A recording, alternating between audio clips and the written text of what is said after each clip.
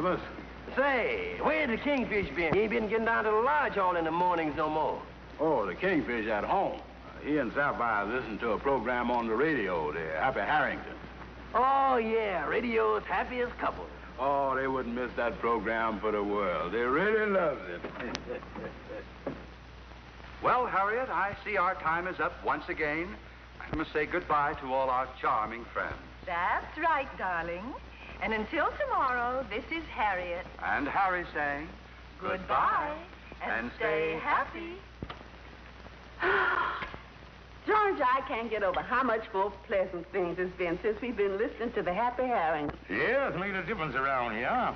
Breakfast more pleasant. Yeah, honey, they done something for us. I thought the Harringtons was particularly wonderful this morning. Well, I thought they wasn't as good as usual. I thought they was a whole lot better yesterday morning. Oh, I thought they were so much better today. But then we all entitled to our own opinion.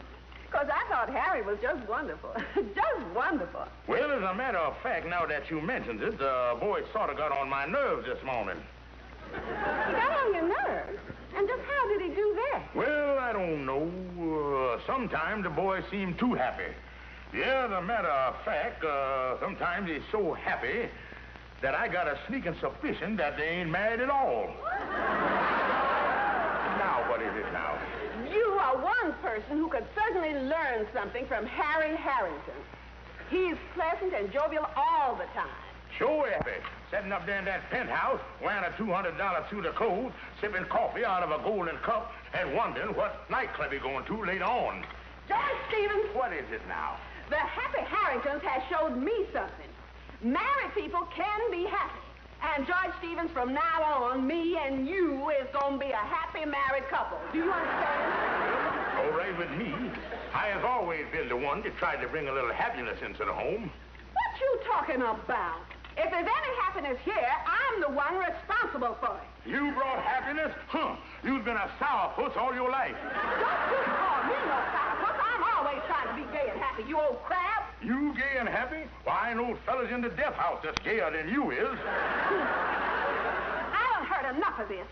George Stevens, me and you is going to have happiness around here if it's the last thing I ever do in my life. Do you understand? Yes, ma'am. And you can do the dishes.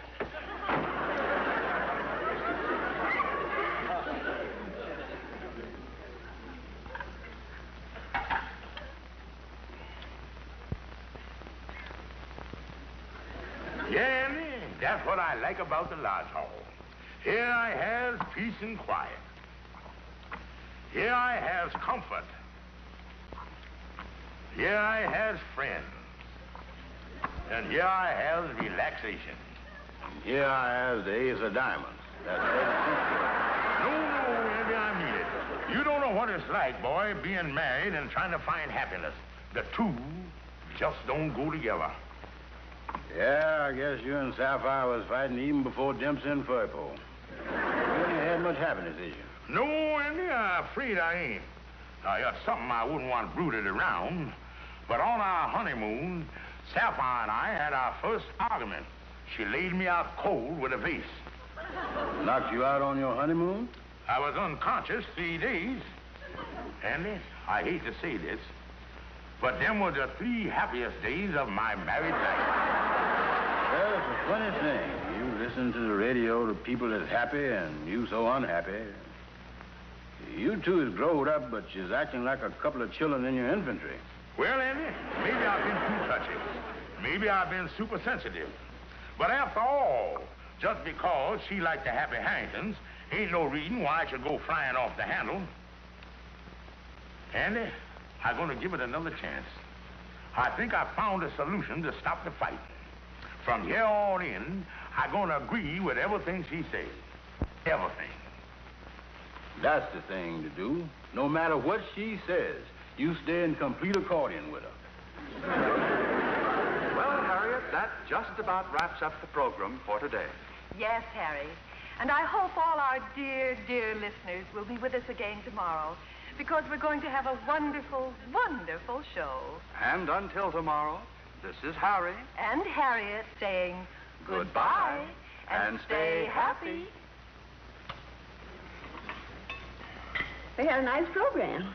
They certainly did. They did that. I agree with you 100%. They did that. That was a cute little number they'd done together, wasn't it?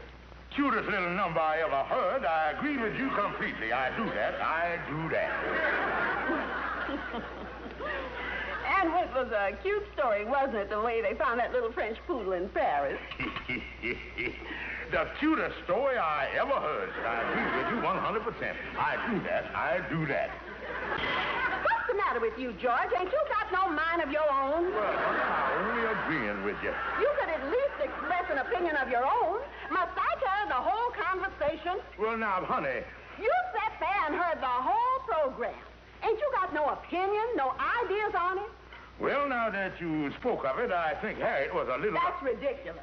Honey, I'm only agreeing with you. I don't want you to agree with me. What am I, a child that I have to be humored? Do you think I'm stupid? All right, so you're stupid. The program was the worst mess I ever heard. So, you've never liked the Harringtons, have you? All these mornings you've been sitting here listening to it and pretending to like it. Now, wait a minute, Sapphire. George Stevens, you've been living a lie. That settles it. You're the most impossible woman that ever lived. Don't you shout at me. I'll shout at who I please. This is my house, and a man's home is his castle.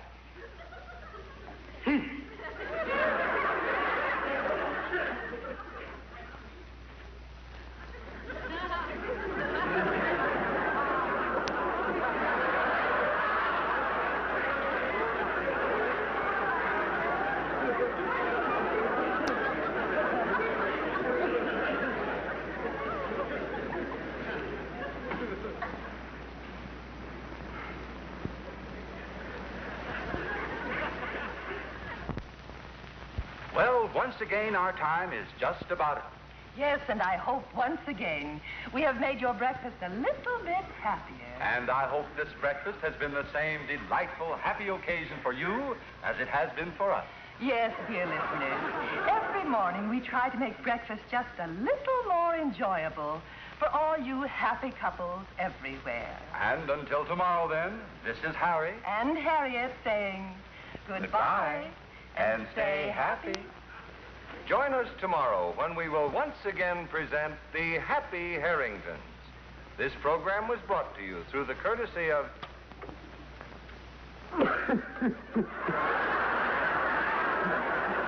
Oh, Sapphire.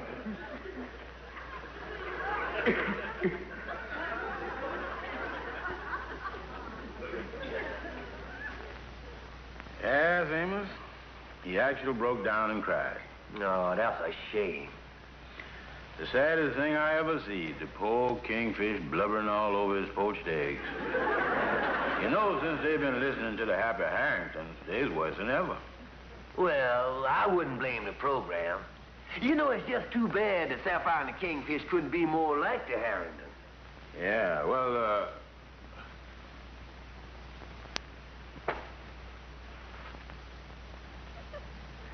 Yeah, I think it just might work, Sapphire. Well, maybe you're right. Maybe the reason we fight is because I ain't like Harriet. Maybe I could be more happy. Amos, I'm going to try. I really am. Oh, that's nice. Amos, I think you got something there. That's right, Kingfish. If you tried being like Harry, maybe Sapphire going to turn out to be just like Harriet. Amos, you are a genius. Well, Sapphire started out to pattern herself after Harriet.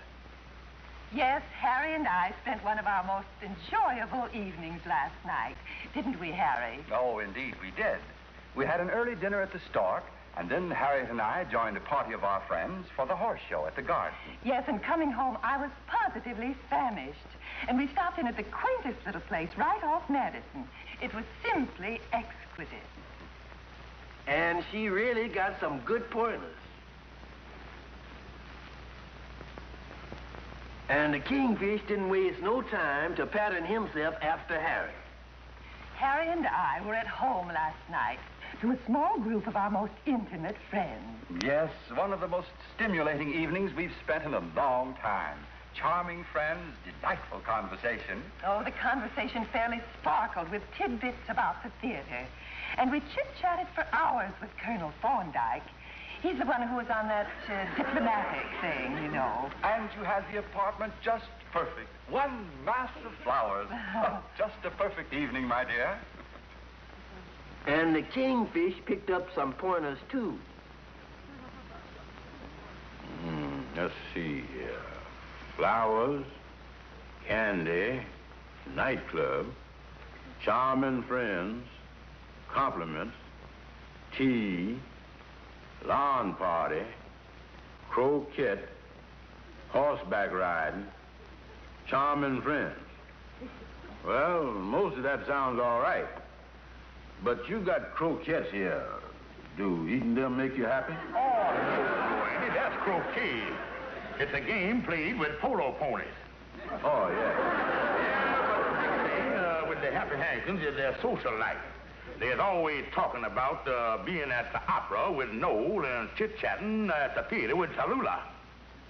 In other words, that's one of the reasons they're happy, because there's always chit-chatting with charming friends. So me and Sapphire gonna start chit-chatting with charming people. Well, there's only one catch there, Kingfish. You don't know this fella, Tallulah. Where are you going to get these charming and cultured people you was going to chit-chat with? Well, Andy, that's where I'm gonna have to cut a few corners. I want you to get a hold of one of them gals of yours, and you and her is gonna be my charming circle of friends for the evening. Me get a hold of a gal? That's right, but be sure it's the right type. Cultured, charming, and refined. I got just the right gal, Rosemary De Winters. Good, good.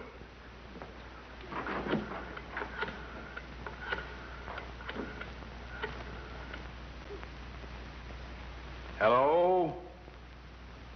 May I speak to Miss De Winters, please? Oh, I see. Well, when she gets off to Mango, will you have her call Mr. Brown?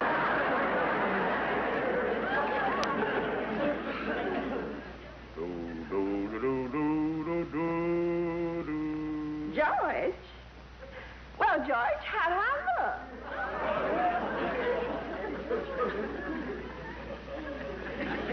Well, honey, you look too wonderful. Yes, too wonderful. Oh, Georgie, you're an angel.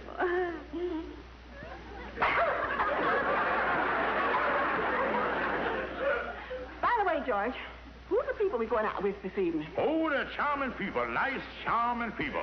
We're going to have a lot of nice chit-chat, and everything going to be jolly and gay. We're going to have a charming evening, a charming evening. Well, I hope they're nice. After all...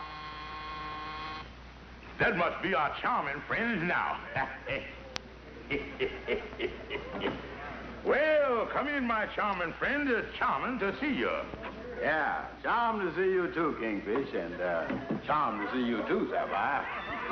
See that, Sapphire? The whole mess of it is all charmed up. Good evening, Andy. Sapphire, may I introduce you up with Miss Rosemary De Winters? She's going to be my fiancée for the evening. How do you do, Miss De Winters? Hello, Mrs. Stevens.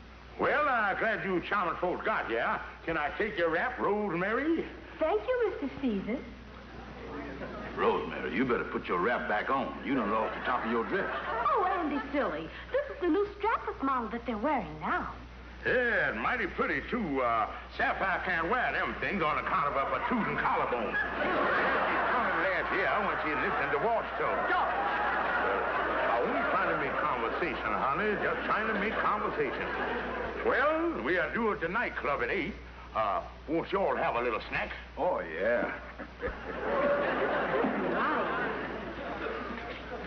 Mrs. Stevens, I don't like to hurry you, but it is rather late, isn't it? What do you mean? Well, we're going to leave for the club in about 5 or 10 minutes. Don't you think you'd better start getting dressed? Well, Dressed? Oh, yes. You don't want to go to a nightclub in that old house coat. If I know my opinion, I think I look about 4 times as attractive as you do. Well, I can't think of no better time than now to start chit-chatting. We talk of interesting things, like the art, the opera, the museum, and all that kind of stuff. Well, is everybody comfortable? Good. Now for some interesting chit-chat. Yeah. Are you comfortable there, Rosemary? Yes, I am. Yeah. Are you comfortable in that chair, Sapphire? I have been for 20 years. The chit-chat seems to be dragging a little bit, don't it? Ain't nobody been to the opera or the theater lately? Yeah, I was at the theater last night. Oh, the theater, huh? Well, tell us about it. Well, the first thing, Bubbles Laverne come out on the runway and then Well, so much for the theater. I guess we better be getting on. Yeah, let's get going. I've had enough of this chit-chat. I think we've been sitting here long enough. I'll get my coat.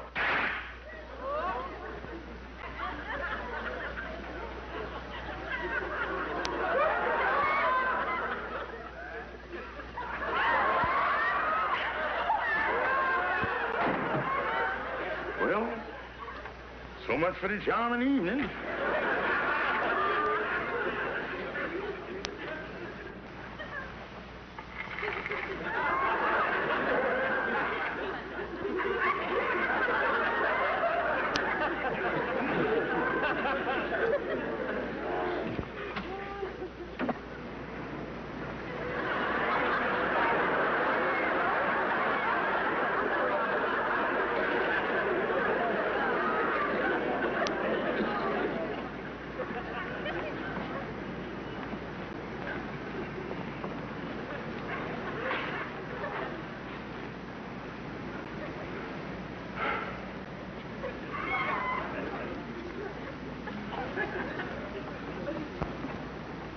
Well, Andy, what's the latest between Sapphire and the Kingfish this morning?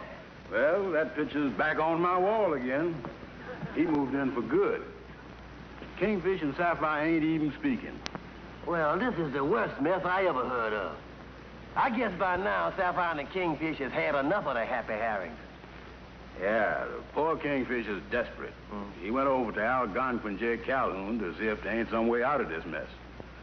Well, see you later, Amos. Okay, Andy. Calhoun, I'm desperate. That's the reason I come to you. I got to get some good sound advice from some intelligent person.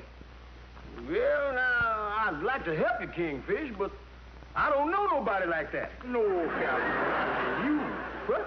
Oh, yeah. Look, Kingfish, I don't see no reason why you and your wife have to fight all the time. I don't see no reason why you and Sapphire can't be happy. You don't, huh? No, sir. Let's examine the situation here. After all, you has got a wife who is you is an intelligent... she got a personality that... your character is of such that both of you together is... Kingfish, you're a lot worse off than I thought you would. Listen, Calhoun, I was desperate. We've tried everything. We even tried being like the Happy Harringtons. We done everything they did, and we are fighting worse than ever. Well, now, maybe you done it, but maybe you ain't done it like they done did it. Yeah, maybe you're right. Maybe them Harringtons done got some secret of happiness that I can't get a grip on. I wonder what they got there. Oh, well, if it's the answer you was after, the thing is simple. Go right to the Harringtons and ask them. Calhoun, I'm going to do it. I'm going to see if I can't get Sapphire to go down to the radio station with me tomorrow morning and talk with the Happy Harrington. Yeah. Look, Sapphire, don't hang up. Please do this for me. Please go with me to see the Happy Harringtons. Well, all right, George. I'll meet you at the broadcasting studio in the morning. I just hope it works out. Oh, thank you, honey. Thank you. I'll meet you there at 8 o'clock in the morning.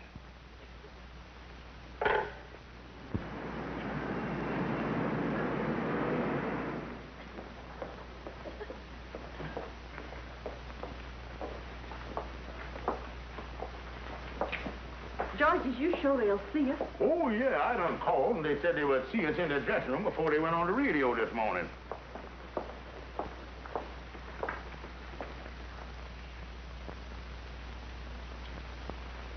Well, here goes. George, I hope they can help us. Oh, don't worry, don't worry. They say they're always happy to talk to members of their great radio family. That's what they said. I hope we find out their secret of happiness. Mr. Harrington? Yes? And what can I do for you two lovely, lovely people? Well, we as Mr. and Mrs. Stevens, we called about talking to you. Oh, yes, yes, yes. Well, please do come in.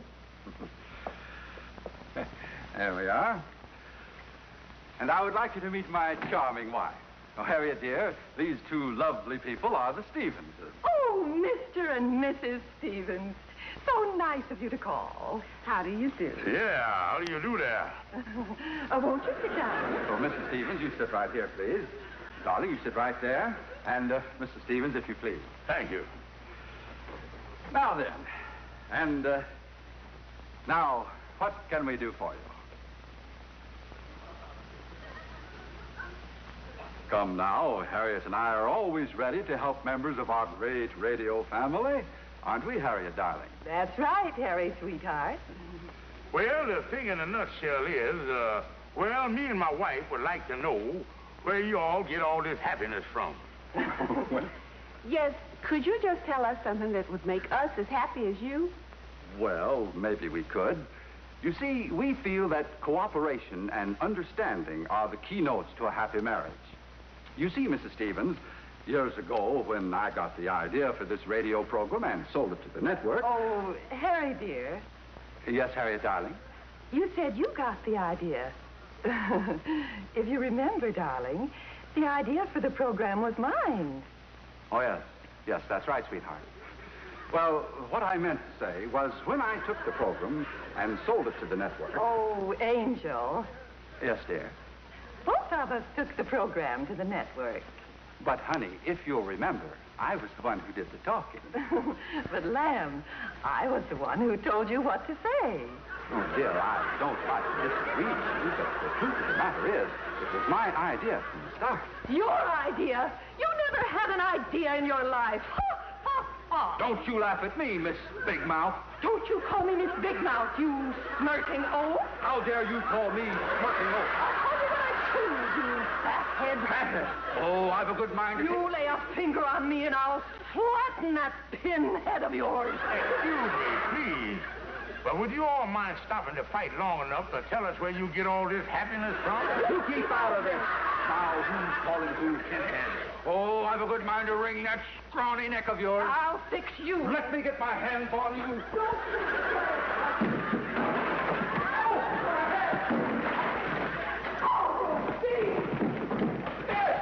Call the front office. The Happy Harringtons are at it again.